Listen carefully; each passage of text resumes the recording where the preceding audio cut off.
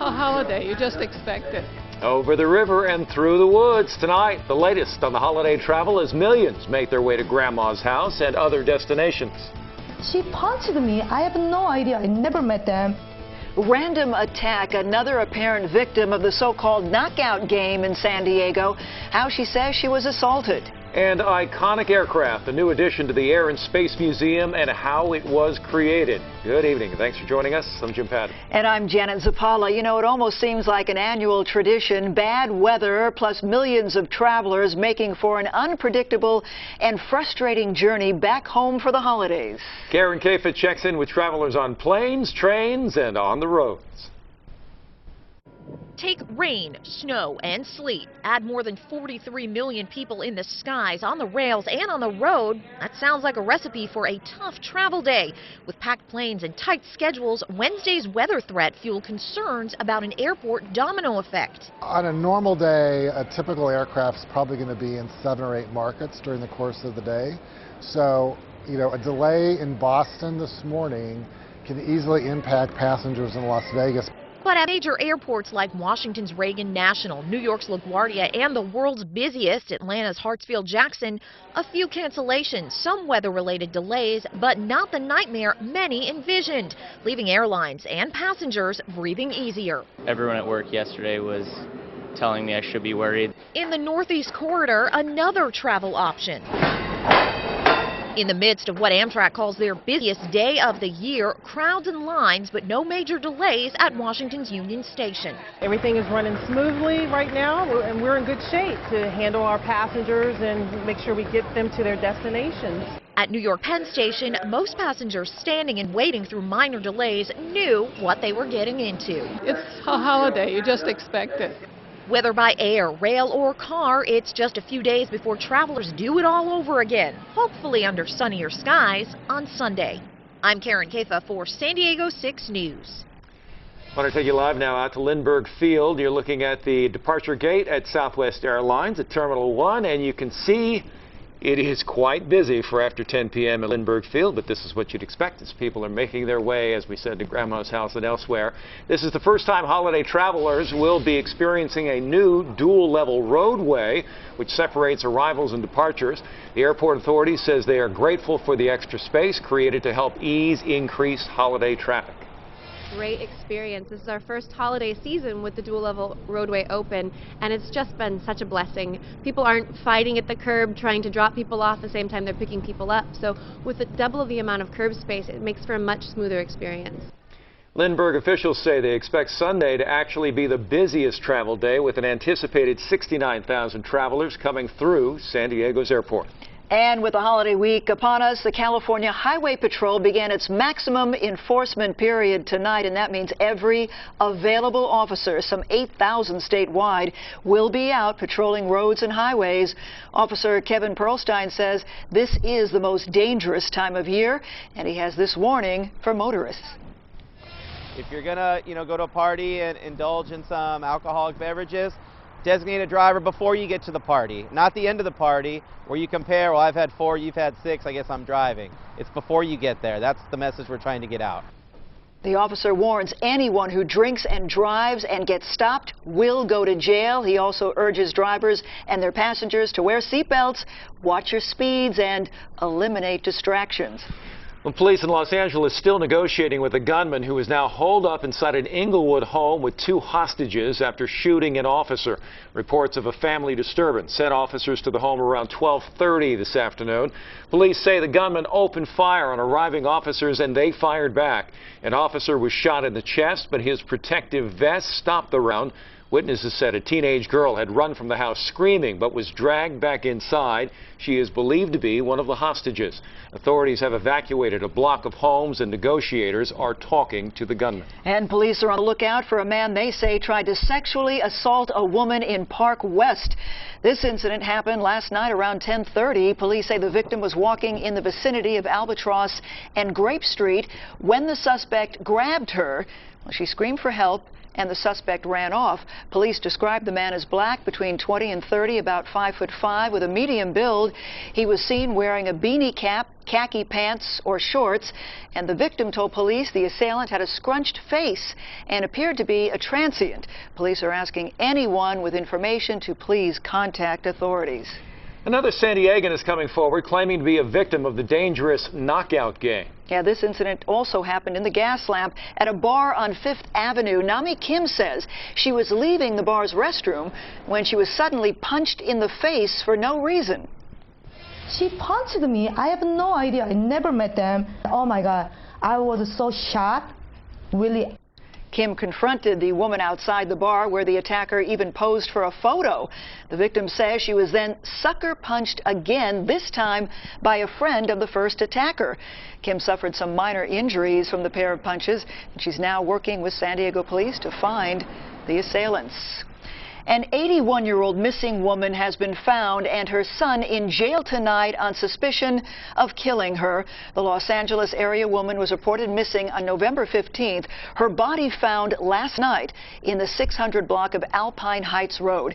Shortly after, authorities say they arrested the victim's 53-year-old son, Jorge Rodriguez, for her murder. It's believed the victim was killed in the Los Angeles area, then brought to San Diego. Her name right now being withheld pending notification of family. The cause of death will be determined through an autopsy. 2 people are recovering tonight after being injured in a small fire at a mobile home near Lakeside. According to authorities, the fire caused heavy smoke damage to the Johnstown area mobile home. A very small fire right in the front room created a lot of smoke, so the firefighters were able to knock down the fire quickly. Authorities say it's still unknown what sparked the fire, which was reported just after 11 this morning. 2 residents were taken to a hospital for smoke inhalation. Traffic flowing once again after that water main break near Lindbergh Field that created a giant sinkhole. It's been repaired. Break on the 4700 block of North Harbor Drive happened on Tuesday, closing all but one northbound lane. According to Public Utilities Department, repair work was completed shortly after 11 this morning, and all lanes have been reopened. Well, the first of 6 mayoral debates between councilmen David Alvarez and Kevin Faulkner has been scheduled for next Tuesday at the Ed Brown Senior Center in Rancho Bernardo. Residents will have a chance to meet with the 2 candidates and ask questions at that debate. Faulkner, as you know, received 42.2% of the votes, and Alvarez picked up 27.2% in last week's special election. As we have been telling you for the last couple of days, people are already camping out at stores around San Diego County to score the best Black Friday deals. Our Sky 6 camera captured people in tents outside of Best Buy in Mission Valley. Many have been out in line since 5 a.m. Monday morning. Best Buy announced it will open earlier on Thanksgiving Day, like many stores this year. In fact, here's the lineup. Best Buy opening at 6 p.m. tomorrow. That's 2 hours before Macy's, Sears, Kohl's, and J.C. Penney, but an hour after Toys R Us, which is opening at 5 p.m. Wow, and with the official kickoff to the holiday shopping season nearly here, more people than ever are expected to shop online. San Diego 6's John Carroll shows us what local malls are doing, one in particular to keep the customers coming. Hitting the mall at the holidays. It's a tradition for a lot of us, but more and more people are doing some or all of their shopping online on sites like Amazon and Overstock.com. However, mall operators like Westfield aren't taking the trend lying down. We have complimentary Wi-Fi, which is really great when you're, looking for that last-minute sale. So even here, getting online is no problem. But Adrian Bergeron says mall management is always thinking of ways to enhance the shopping experience by offering amenities you can't get sitting in front of your computer at home. This family lounge was added during the mall's multi-million-dollar renovation last year. There's nursing stations in there. There's, a DVD with movies on there so that kids can really, recharge and get back in the game if you're having that breakdown moment. There's something about having something tangible, like having something in your hands. It feels like a purchase. And Candace Valenzuela says if you're buying stuff that you have to try on, there's just no substitute for a brick-and-mortar store. When it comes to things like shoes, sizing varies so much, so you have to come and physically try something on. It's a social thing, totally, for me. Rosa Beltran says she's not a big mall shopper. She's here for one reason, to spend time with her friend. And that's probably the only time you'll see me at a mall. It's when I'm with a friend or family member who loves to shop.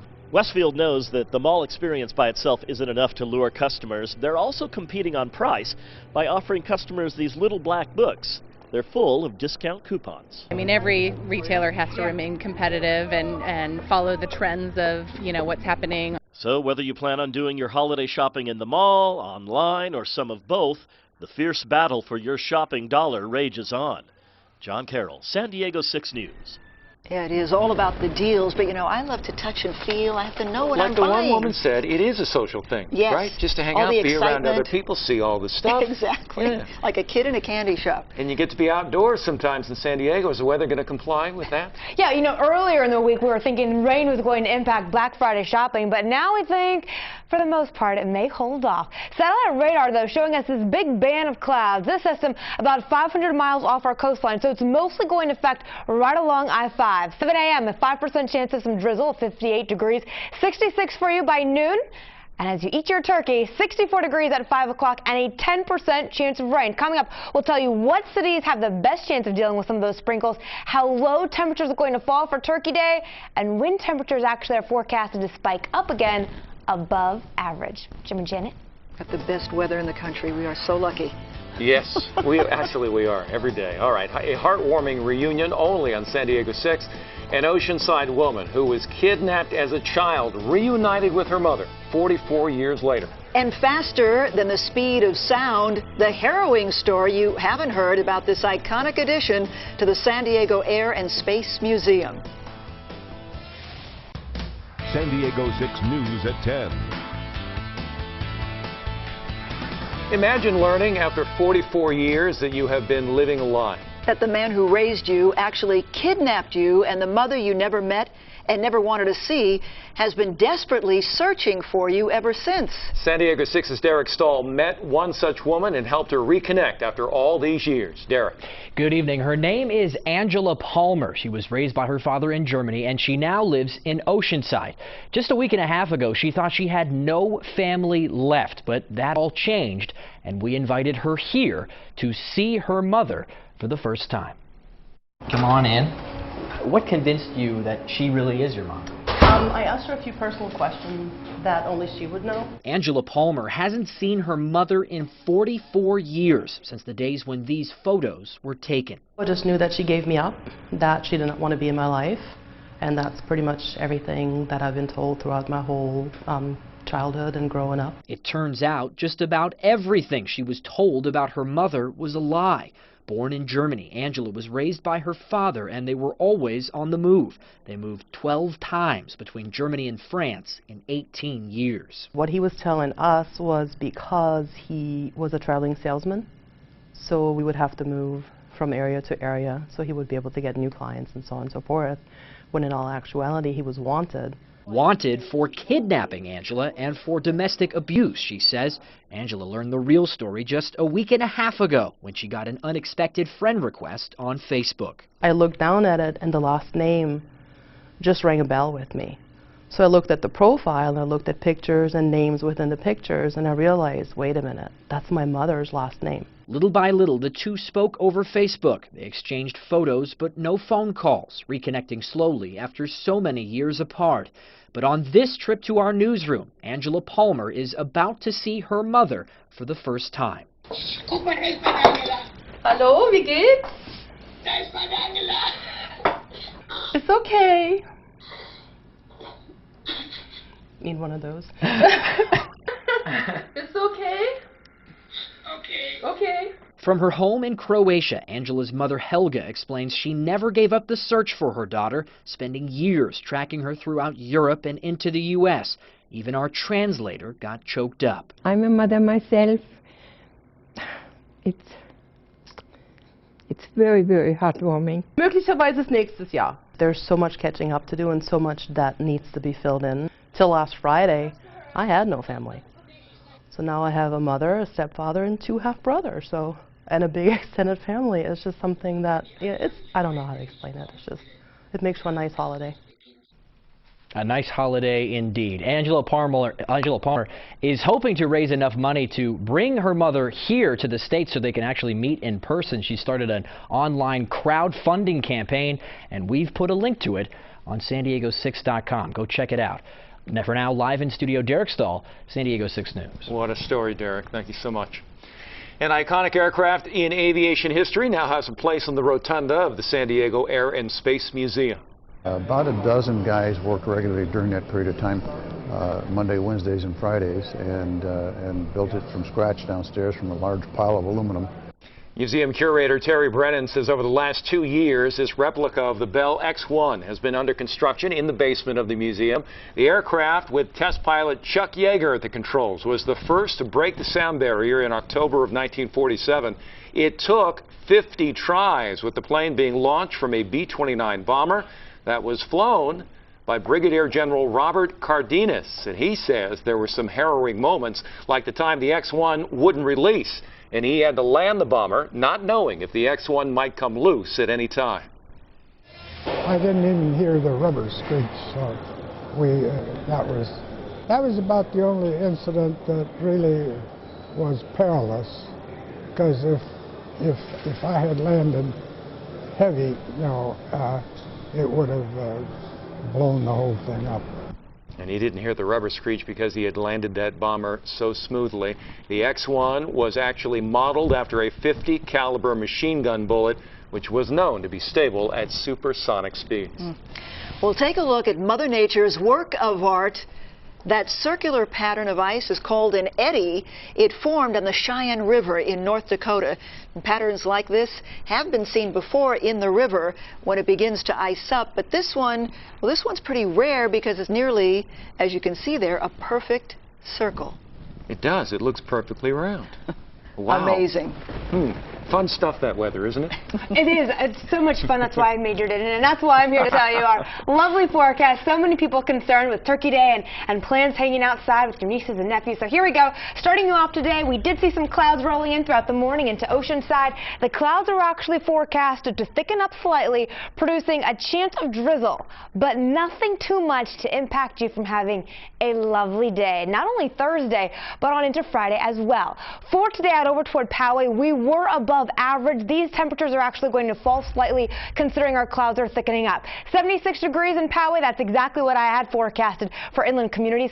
Clear skies right now. We're getting a break in the cloud activity, but that will return. Winds are fairly calm. They're going to stay about 5 to 10 miles per hour, so no problems for you if you are traveling up toward the mountains tomorrow. We've been under this area of high pressure the last few days and brought us that warm ridge, now pushing further to the east. And in its place, we're watching this low pressure system develop. Earlier, we thought that this might get close enough to produce a lot of rainfall, but now we're thinking it's just going to drag the trough in place. That's going to drop our temperatures tomorrow 1 to 7 degrees, maybe produce some isolated drizzle Thursday and Friday, mostly along the coastline. And then as we head through the weekend, the low pressure system pushes to the southwest and doesn't even come to our neck of the woods, and our temperatures warm up above average for us into the weekend. Rain cloud forecast showing you tomorrow morning at 8 a.m. That's when we'll go from clear skies to partly cloudy. We'll see the clouds thickening up, and once we get to around 1 o'clock, the band of overcast conditions from Ramona all the way out over toward Chula Vista, but not showing any green on the screen because it's going to be very, very light, if anything at all, from Oceanside down through National City. Once we get to about 7 a.m. on into your Friday, that's when we have the chance of green coming out over toward Orange County, maybe putting a little bit of rainfall in our general vicinity. Also, as we head through about the evening, and the clouds, here's the good thing, begin to clear away. So Saturday, if you had those plans heading out to escape by the sea out over toward Coronado, a good day to do so, baking under the sun, looking at the beautiful skies, and you're also going to see your temperatures a little bit warmer. In the waters, a high surf advisory is up tomorrow afternoon. Fair conditions, although we are going to see some swells occasionally up to 9 feet on west-facing beaches. 7-day forecast, 68 degrees tomorrow, 70 Friday, 71 for the weekend. Inland, 69 degrees. You stay dry for the next 2 days, but warming to 74 and 75 by Sunday. The mountains, 51 degrees, fairly seasonal. You'll go 54 degrees on into your Saturday with sunshine. And the deserts, 68 degrees, returning into the 70s for the weekend. Let's look at your 7-day forecast. Jim and Janet, back to you. As you said, it's San Diego. We love late November. Perfect. Yeah. Pizza Hut employee fired for refusing to open the store on Thanksgiving, what the company is saying, and we're going to have your comments. Well, as you know, many stores and restaurants are opening on Thanksgiving Day this year, but one Pizza Hut manager in Indiana says that he refused to open his restaurant on the holiday, and he says that decision cost him his job. Yeah, Tony Rohr had worked for the pizza chain for more than 10 years before taking a stand, telling his bosses it wasn't fair to force people to work on a day meant for family. He was then asked to write a resignation letter, which he refused to do. So instead, he wrote a letter slamming the company, saying in part, "I accept that refusal to comply with this greedy, immoral request means the end of my tenure with this company. I hope you realize it's the people at the bottom of the totem pole that make your life possible." Well, Pizza Hut spokesmen are not denying the situation, but saying that Rohr was not fired, that he quit. Rohr is far from alone in his reluctance to force people to work on Thanksgiving. In fact, according to a recent HuffPost poll, more than 60% of Americans say stores should close on Turkey Day. So what do you think? Should he be let go for refusing to force people to work on Thanksgiving Day? That discussion is underway on our San Diego 6 Facebook page. Kara writes, "He's a manager, not an owner. He doesn't get to make those decisions." Kimberly says, "Who orders pizza on Thanksgiving? Shame on Pizza Hut." Joanna says, "Absolutely not. Thanksgiving is about family. Everybody hates to have to work. Whoever fired him needs to get fired." And Cindy says, "He's so brave. I agree everyone deserves to be with their families, but sadly owners worry about losing money, not employees." And you can chime in on our San Diego 6 Facebook page. Well, we all know that running is a really great way to stay healthy, but what about running backwards? Yeah, backwards, like this guy. How long has he been doing just that? Find out after this. Well, faster than you can say order up. Pizza Hut, we have just learned. We just talked about the man who was fired, apparently, because he had said he's not going to make his employees come in for the holiday. Work on Thanksgiving Day. It's right? A family day, a day for family to spend together. What's Pizza Hut do? They rehired him. Yes. So we just learned that. We wanted to pass it on right away, and the discussion is continuing on the San Diego 6 Facebook page. You can now talk about why did they rehire him? Was it the pressure, the public pressure? There we go. That starts a whole another debate. But right now, it's a happy ending. Another line of discussion. All right. Take a look at this. Mohammed Qasim Maidin, a retiree who lives in Malaysia, exercises by, as you see, running backwards. He has been doing this workout for the past 30 years. Now, to maintain his skills, he practices on local roads every day after dawn. And even though the roads are filled with vehicles, Mohammed seems to run backwards through traffic with very little effort or concern. He says he'll continue with his hobby for a long time to come. He's got to have eyes behind his head. He's got to. Yeah, let's hope he can continue to practice on for local roads, because those roads are packed. High risk. All right. Coming up in the next half hour, one local woman helping military families. Our Nancy Aziz spent some time with the Good Samaritan, who is bringing some holiday cheer to 3 families who've lost loved ones. And Sriracha lovers, your worst nightmare has come true. Why the California plant is partially shutting down and how it could affect next year's supply. San Diego 6 News at 10. Video captured over the weekend of an angry mob at the U.S.-Mexico border was allegedly an attempt to provoke border agents and catch it on camera. And here you can see hundreds of people stormed a gap in the border just west of the San Ysidro port of entry in an organized raid. This took place on Sunday. Individuals say officials say the individuals were combative. They were throwing rocks and bottles and flashing gang signs. Immigrant advocate and Border Angels founder Enrique Morones says flyers were passed out a week ago encouraging deportees to storm the border and then reunite with loved ones in the U.S. It's a game of cat and mouse here, but it's going beyond that to provoke agents to use deadly force. I think that's very silly. I think there's other means to get their point across. Now, video of the raid has since been posted on a Mexican blog site. Agents have been using the footage to analyze the clips, and despite the large number of people and the threatening actions, the message behind the event is still unclear. Luckily, nobody was injured. Authorities are investigating a fatal crane accident at the venue where next year's World Cup opener is scheduled to be held. The accident happened today in Brazil. Television images show a huge metal structure buckled atop the stadium, destroying part of the stands on the east side of the venue. A panel installed outside the venue also was hit. Officials say at least 3 people died. The accident could delay the delivery of the stadium in Sao Paulo by FIFA's December deadline to have all 12 venues ready for the World Cup. The Itaquero Stadium was nearly complete before the collapse. New video shows the inside of a home where 3 girls were allegedly locked in their bedrooms and forced to live in filthy conditions. Video shows mattresses with no sheets and lots of security camera signs. Investigators say the 12 and 13-year-old girls ran to a neighbor's house after they say their stepfather burst into their room with a knife early yesterday morning.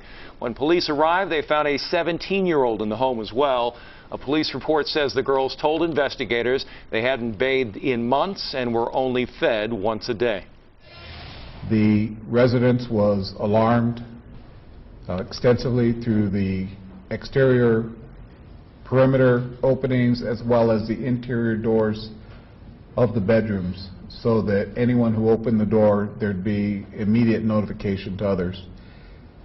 There was a constant barrage of music or static directed into the girls' rooms. However, even when officers entered into the house initially, until they got right up next to the door, the music was not able, and that was because the room was sealed at the ductwork and with towels under the doors, and it was made relatively close to soundproof. Well, now the girls' mother and stepfather face charges of kidnapping and child abuse. They were in court today and pleaded not guilty. The 911 calls from the Sandy Hook school shootings are set to be released next week. A Connecticut Superior Court judge upheld a decision by the Connecticut Freedom of Information Commission to release the calls, even though they could cause emotional harm to those affected. The calls from inside the school include 2 gunshots, but no graphic sounds. 20 first graders and 6 adults were killed. Thanks to a federal bankruptcy judge, 2 airlines are closer to becoming one. Judge Sean Lane cleared the way for American Airlines and U.S. Airways to merge by dismissing a final objection from a group of airline passengers trying to block the deal. Lane also approved an antitrust settlement reached earlier this month between the airlines and the Justice Department. The department's earlier objections to the deal had been a major obstacle to the merger, which is now set to take place on December 9th. On the eve of this Thanksgiving, President Obama has saved a turkey from the dinner table. This year's lucky bird, popcorn, is the 66th turkey pardoned in the White House tradition. It was one of 2 birds in the running for the designation of the national Thanksgiving turkey. Apparently, the other turkey, Carmel, didn't get enough votes, but both birds were hatched and raised near Badger, Minnesota, and they will be on display at George Washington's estate in Virginia until the 6th of January. And after that, they'll live out the rest of their days on a turkey farm. Apparently, popcorn had a very good attorney. That and always an alibi. helps. Yeah. All right. Well, many families around the county getting ready tonight to gather around the table and spend Thanksgiving with the ones that they love. But for the husbands, wives, and children of fallen warriors, there's an empty seat around the table. Nancy Aziz in Bonsall tonight, where one local woman is trying to help them enjoy the holiday. Preparations have been going on inside this house all day. Come tomorrow, 3 military widows and their children will be hosted here by a woman who knows all too well what it's like to have an empty seat around the table on Thanksgiving. Potatoes, turkey, and green beans. And pumpkin pie for dessert. Michelle Lynn is busy preparing all the things that make Thanksgiving, Thanksgiving. But there's one thing she can't provide. Thanksgiving is about family. The women and children who'll be her guests are all missing a big piece of their families. They've all lost spouses serving in the military. We're going to have laughs and cries and turkey. And you're using cookie cutters. Lynn started the Surviving Spouses Network at Camp Pendleton after losing her own husband. Tomorrow she'll host her second Widow's Thanksgiving. So I'm hoping it's a happy, fun-filled day and no empty stomachs. Melanie Melawat's husband was killed by an IED in Iraq 9 years ago. She says the holidays are never easy. The first year, I think, was the worst. You know, we really didn't celebrate. But she says being with people who understand on the holidays helps so much.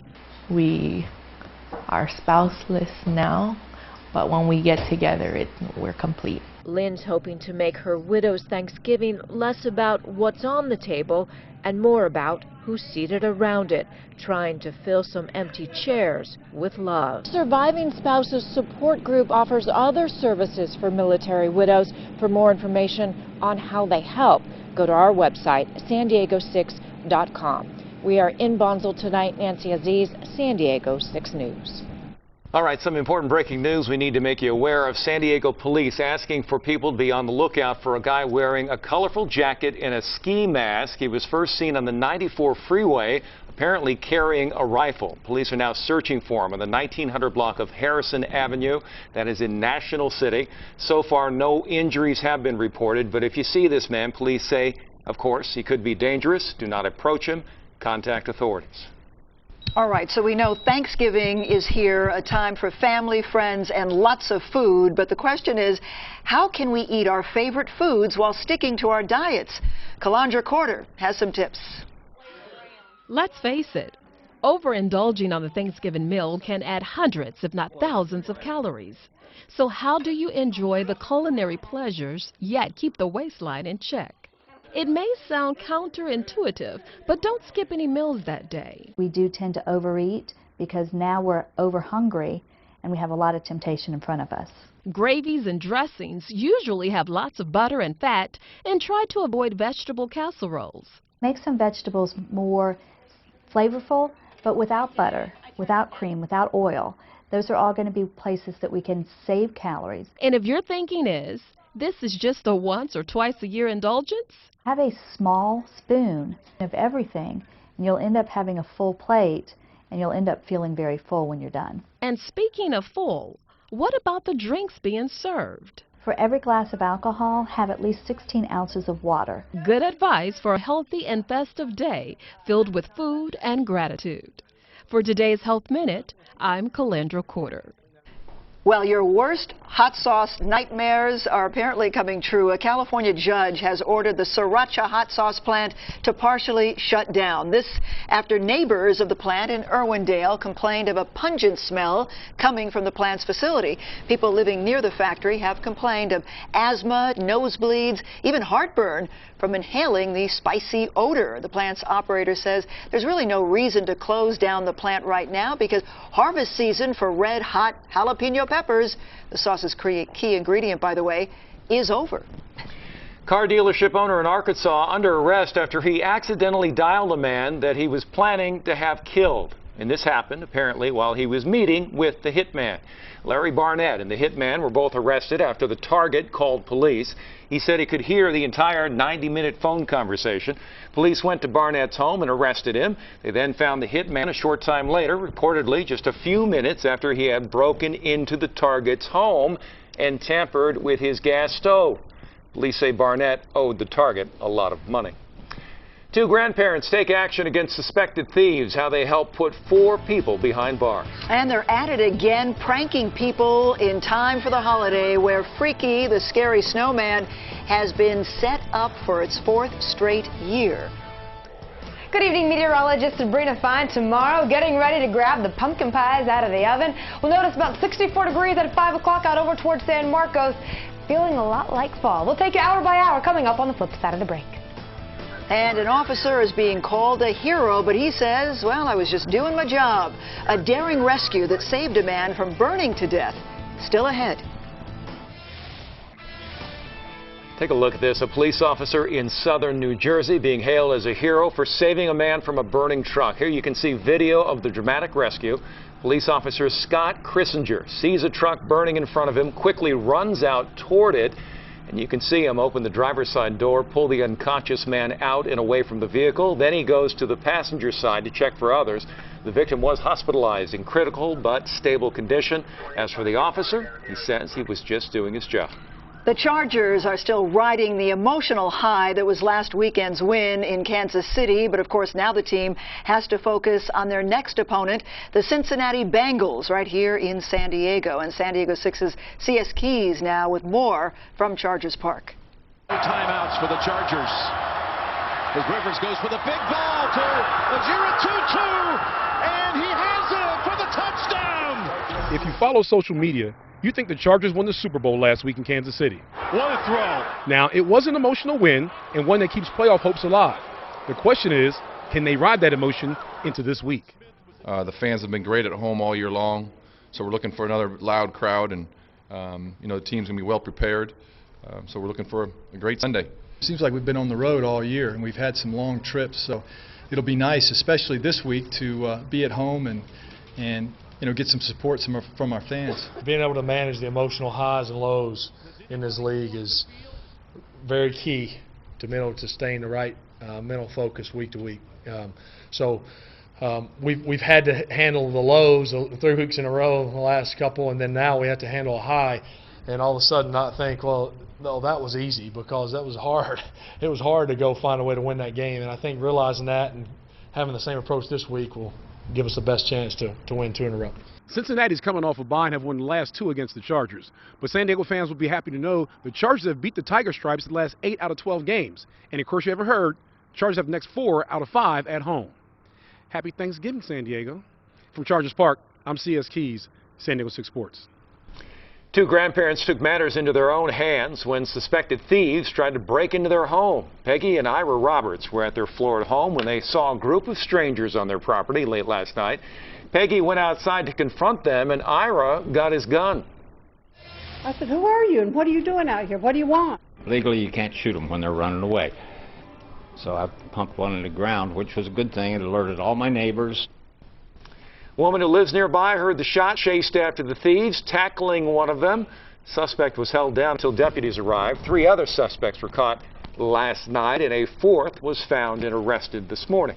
The holidays, of course, are a time for giving back and being nice, but that is not the case for some pranksters on YouTube. Meet Freaky. Meet Freaky, the scary snowman.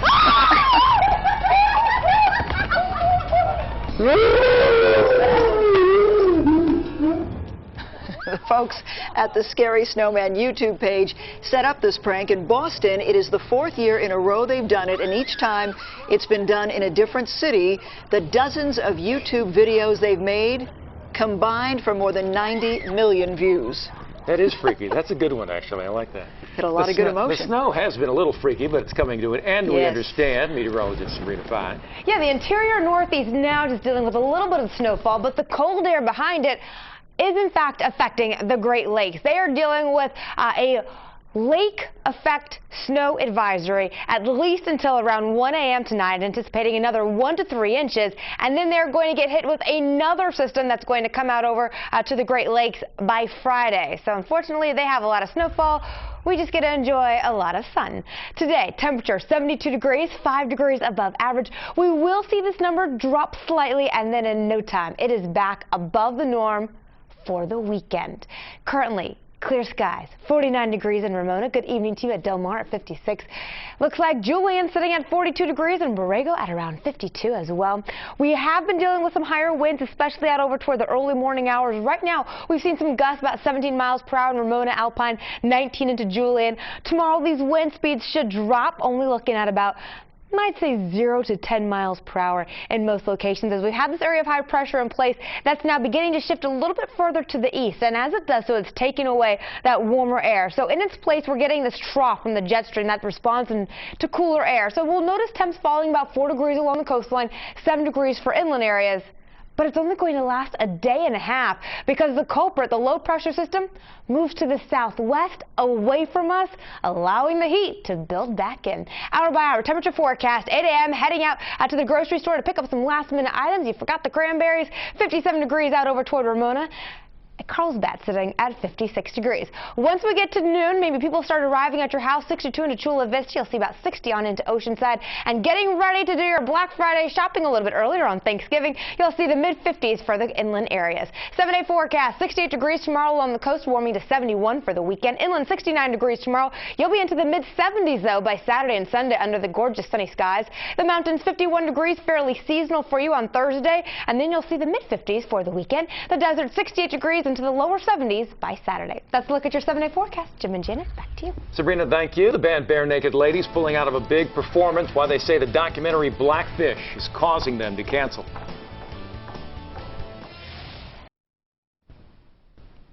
O.J. Simpson won't be leaving prison anytime soon. A Las Vegas judge has denied his request for a retrial. The charges stem from a 2007 incident where Simpson and several other men burst into a Las Vegas hotel room trying to grab sports memorabilia they claimed was stolen. Simpson's 33-year sentence was recently reduced, but the 66-year-old still has 4 more years behind bars. And SeaWorld saying the band Bare Naked Ladies will not perform in February at the Orlando Park after a controversy sparked by the documentary Blackfish.